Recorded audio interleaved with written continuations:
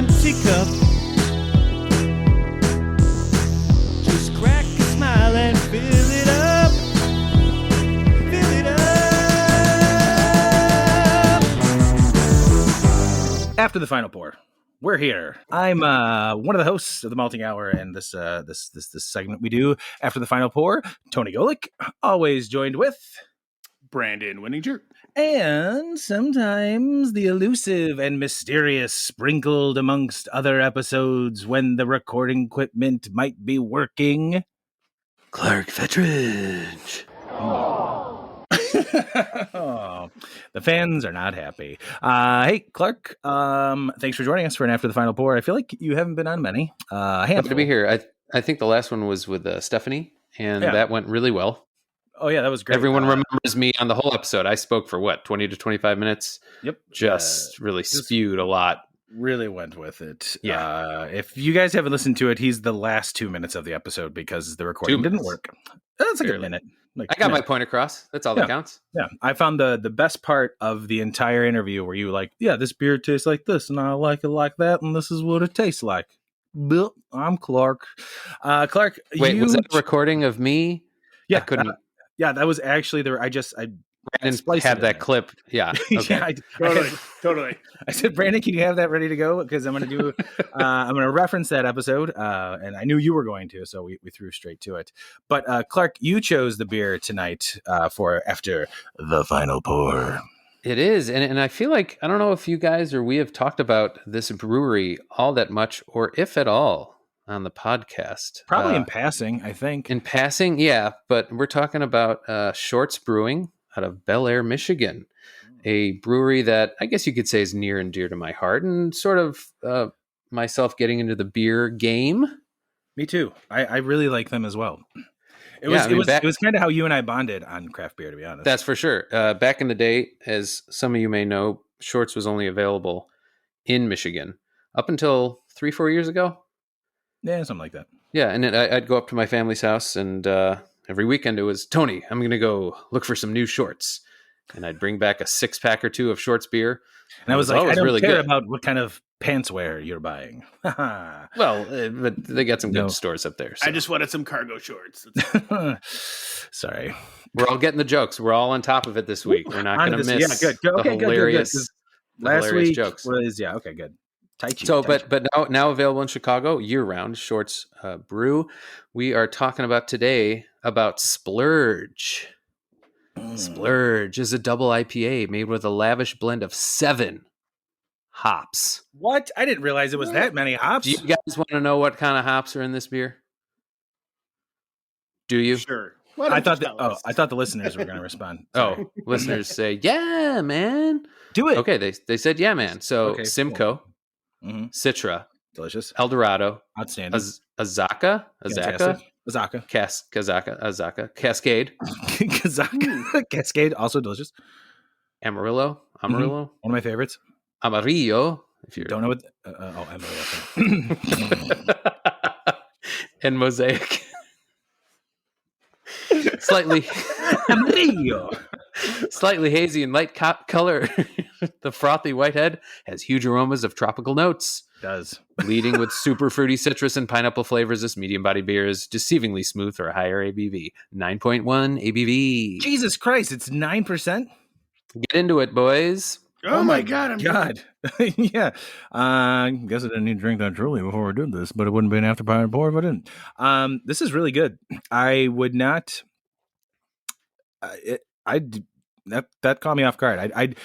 I specifically didn't look at the ABV or much information about this because you picked the beer for us, and I just wanted to see the name. I mean, I saw the ad for this beer because of the bottle label, which is the salt guy, but throwing hops. Salt Bay, but it's hops Bay. More like Double IPA Bay. This guy gets it. Shorts gets it. So I didn't really do much reading other than that. This does not drink like a 9% beer. It's really good. It's pretty sweet. It really has that kind of old school classic IPA taste to it, even with all that whole mix of like more of the, not more, but like heavy Mosaic and Citra in there. You would expect something maybe a little more juicier these days, the way those hops are used. But this is tasty. It's piney. It's fruity.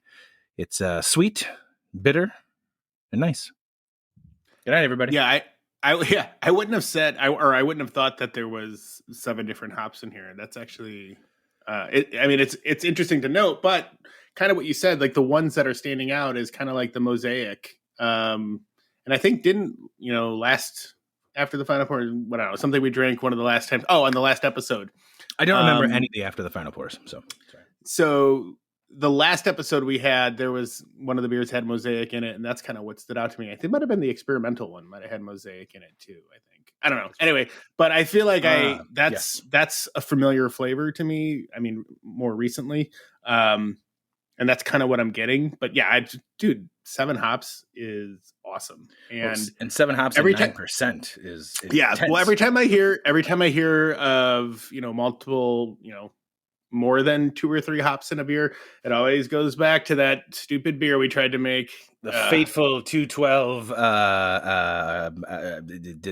hop lottery or whatever. Hop lottery. Let's just grab a bunch of hops, not factor in any of the alpha or beta acids or how these hops would work. We're just gonna everybody buy a couple ounces of hops. We're gonna make 3 batches, throw it in, and it'll be fine. They all sucked. The best part of it was nobody said this was a terrible idea. Right, you guys didn't even know who was bringing what hop. You just went and all bought different hops, and it just could have been the worst blend or all the same. Yeah, and I don't know if it was because of the hop blend or because of how we fermented or sanitation or the actual brew day. Everything tasted like muddled hoppy apple juice. So it was not good. Sounds good. Oh, I mean, sorry, we don't have any more for you. Yeah. Clark, how are you? How do you feel about this one, man? I really like it, and sometimes have you had this before we did the? I picked it up about 2-3 weeks ago when I was up in Michigan because I thought it was a Michigan only, because they still do some Michigan only beers, sort of like Goose Island. You gave us a 3-week-old beer, you son of a bitch. Great. Yeah, Cancel. You're canceled. So I'll explain that after the show. But I picked it up thinking it was Michigan only, and then of course I saw it here in Chicago a week or 2 ago. But anyway, yeah, Benny sent me an email about it. No, I had drank it 2 weeks ago, 2-3 weeks ago, and enjoyed it then. But I thought I'd save it for you guys to talk, since we haven't talked too much about Shorts. But I enjoy it. Usually, some of the hoppier beers from Shorts that do say, "Oh, we've thrown tons of hops in," gets a little too bitter for my liking, and it's just a little overload. This, I wouldn't.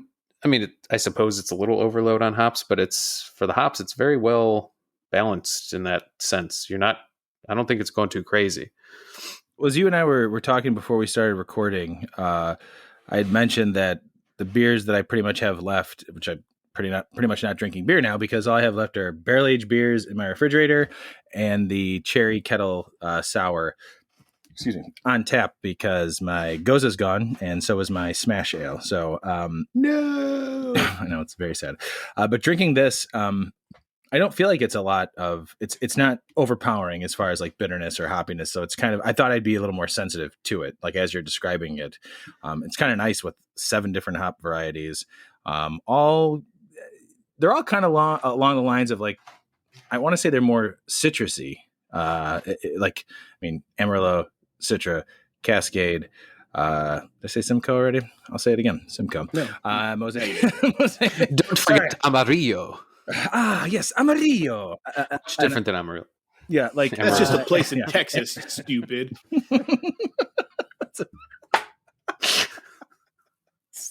This it all definitely comes off as a nice fruity note with a bit of pininess to it.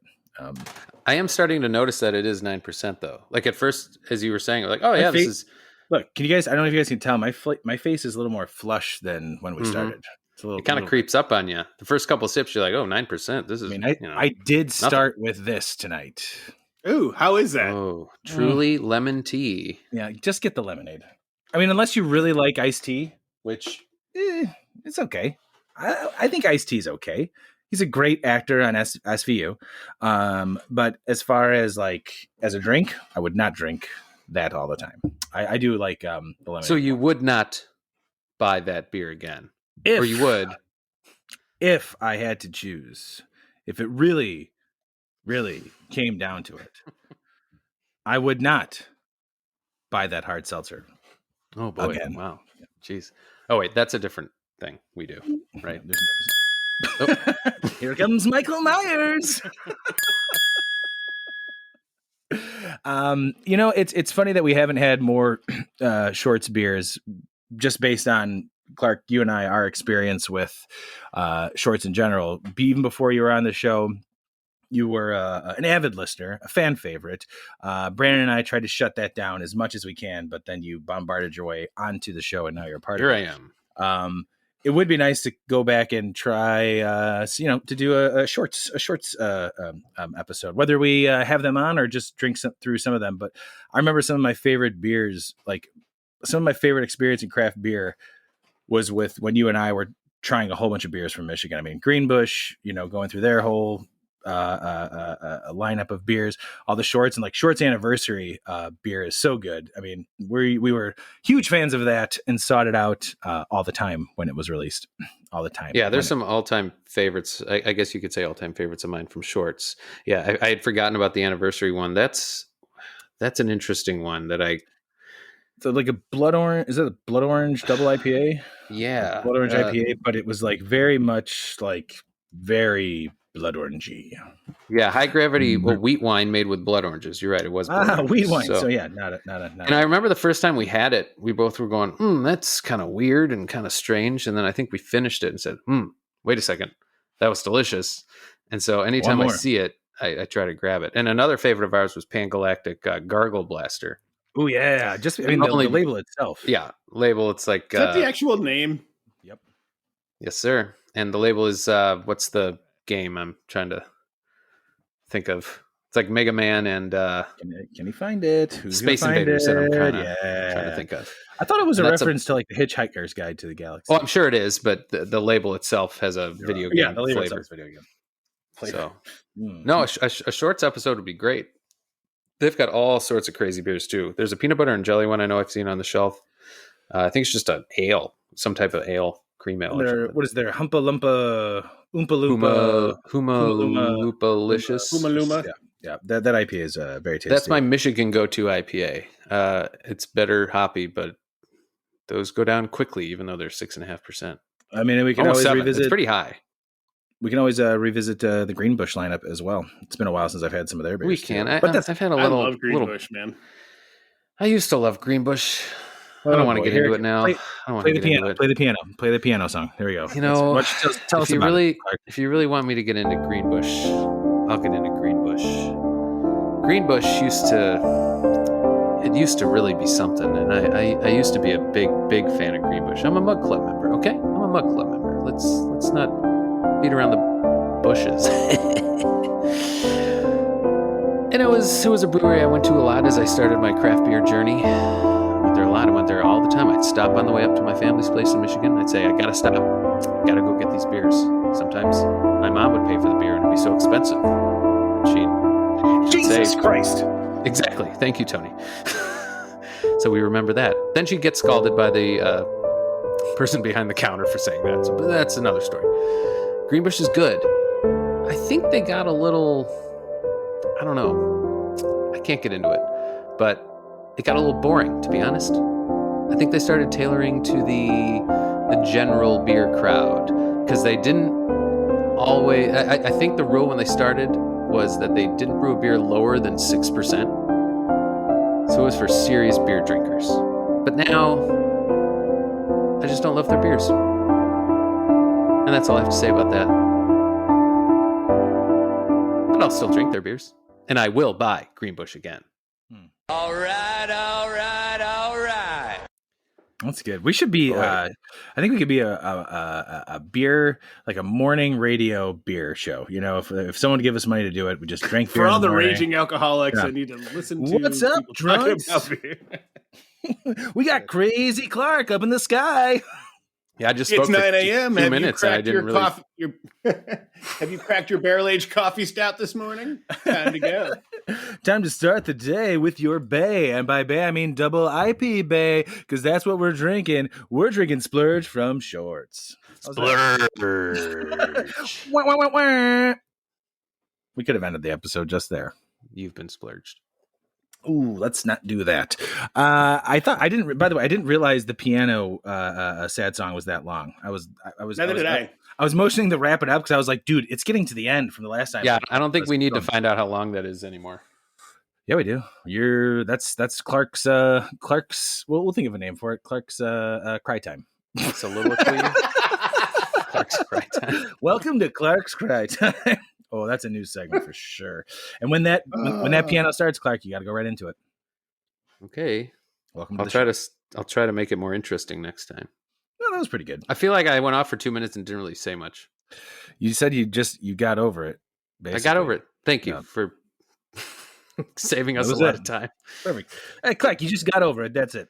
I don't know how much more we can say about this beer other than it's very good.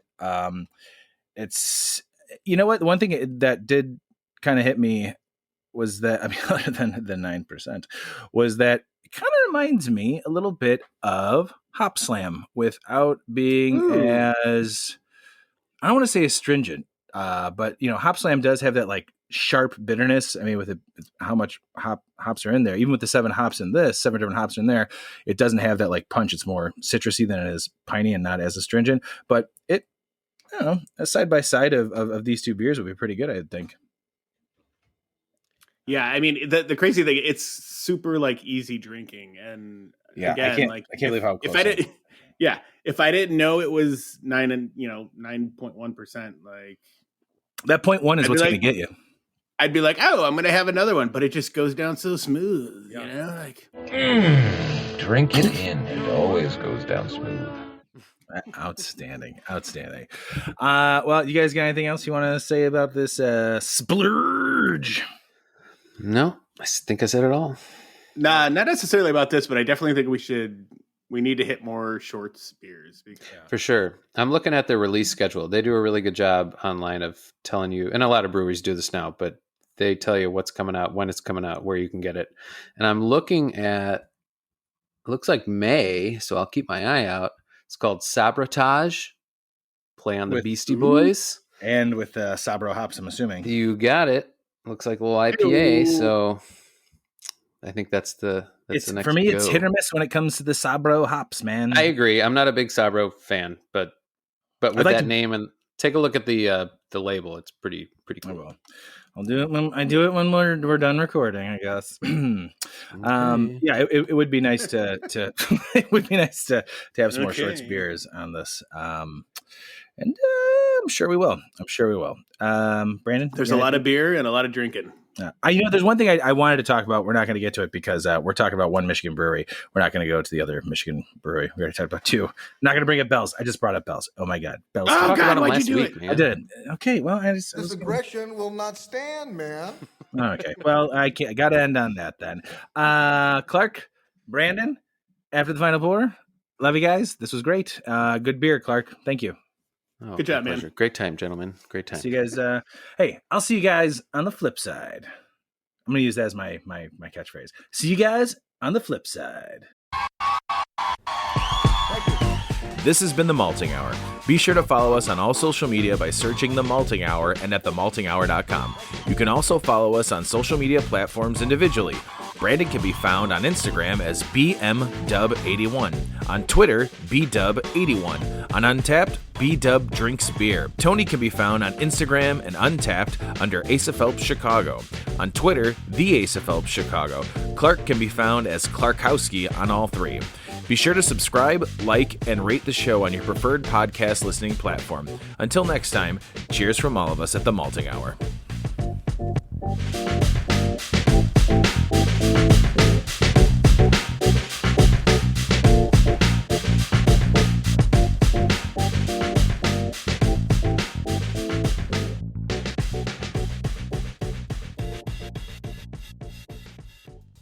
Coming at ya!